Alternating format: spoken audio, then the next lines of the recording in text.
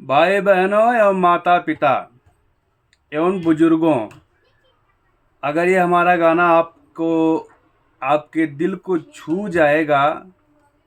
तो आप लोग ज़रूर हमको सपोर्ट कीजिएगा, सराहना कीजिएगा।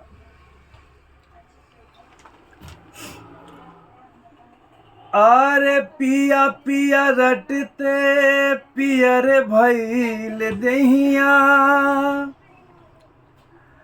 अरे पिया गईले कौना ओर, अरे सेज पर तनिको नीक न लागे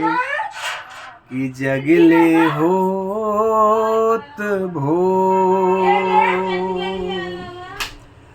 अरे हमरा के छोड़ सैया कि गईला विदेशवा हो, भुलाई रे गईला ना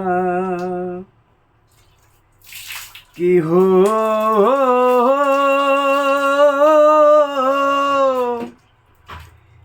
कि हमरा के छोड़ सैया कि गईला विदेशवा हो, भुलाई रे गईला ना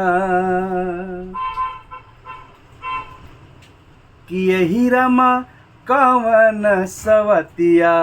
अही रे लुभाई रे गईला ना कि यही रमा कवन सवतिया अही रे लुभाई रे गईला ना कि अरे हमरा के छोड़ सैया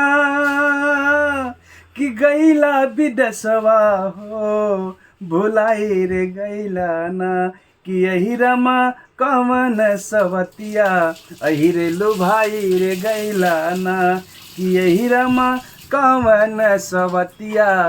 अही रे लुभाई रे गईला ना। दूसरा भैया तर्ज का है, रहे के ना रहे घरवा पिया का लैला हमके गवानावा, दुख के दुश्मन बन के सही सुख भइल बा सपनावा। रहे के ना रहे घरवा पिया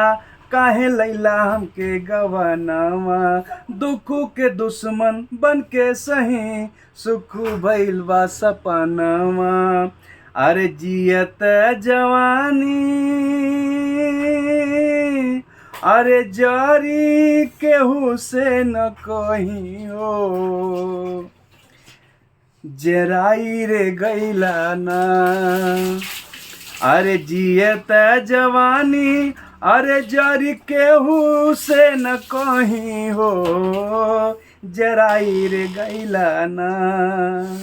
हो, पराई रे गईला ना कि यही रमा कवन सवतिया पर लोभाई रे गईला ना कि यही रमा कवन सवतिया पर लोभाई रे गईला ना।